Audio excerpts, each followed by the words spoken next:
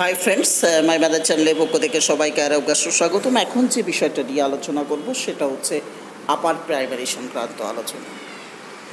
আপার প্রাইমারিতে কেস হয়েছিল অনেকগুলো, আপনারা জানেন, এবং গতকাল একটা কেসের ফল অর্থাৎ শুনানি হয়েছিল। সেই শুনানিতে বিচারপতি যেটা ঘোষণা করেছিলেন সেটা হচ্ছে যে যেসব ক্যান্ডিডেট প্রশিক্ষণপ্রাপ্ত অথচ তাদেরকে ডাকা হয়নি, সেসব ক্যান্ডিডেটদের কিন্তু আগামী 27শে মের পরে ভেরিফিকেশানে ডাকতে হবে এবং ভেরিফিকেশানে ডেকে তাদেরকে ইন্টারভিউয়ের সুযোগও কিন্তু দিতে হবে, এ কথা বলছেন আমাদের বিচারপতি।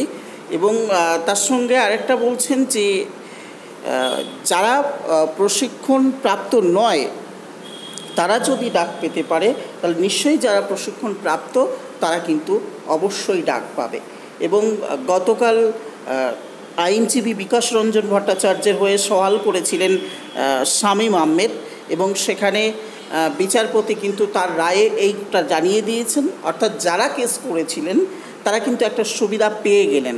এবং কেস করেছেন যারা, এবং অনেকেই কেস করেছেন জানি, সেক্ষেত্রে কিন্তু অনেকের দিকে পজিটিভ দিক আসবে কেসের ফলটা।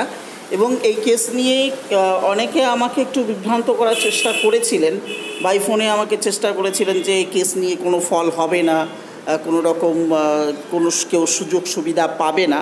কিন্তু আখেরে দেখছি না সত্যিকারের কেস নিয়ে জিওগ্রাফির ক্ষেত্রে যেমন একটা সুফল পেয়েছে, অর্থাৎ গোবিন্দ মণ্ডলকে নিয়ে যে সমস্যাটা হয়েছিল সেখানে যিনি কেস করেছিলেন তিনিও যেমন সমস্যার সমাধান পেয়েছেন।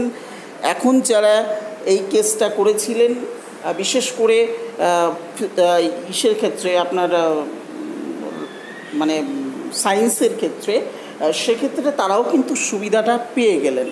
ফলে কেস নিয়ে যারা আমাকে বলছিলেন না কেস নিয়ে ততটা কেস করে কতটা সুবিধা হবে না, আশা করি এবার আপনারা বুঝতে পেরেছেন যে কেস করে সুবিধা হচ্ছে কি হচ্ছে না। এবং আমি বলবো যে এখনও যদি কেউ পিটিশনার হতে চান বা যদি দেখছেন কোথাও কেস পেস করছে, সেক্ষেত্রেও কিন্তু আপনারা পিটিশনার হতে পারেন, সেক্ষেত্রে আখেরে কিন্তু আপনাদেরই সুবিধা হবে। তো যাই হোক, আজকে ছিল এই পর্যন্ত।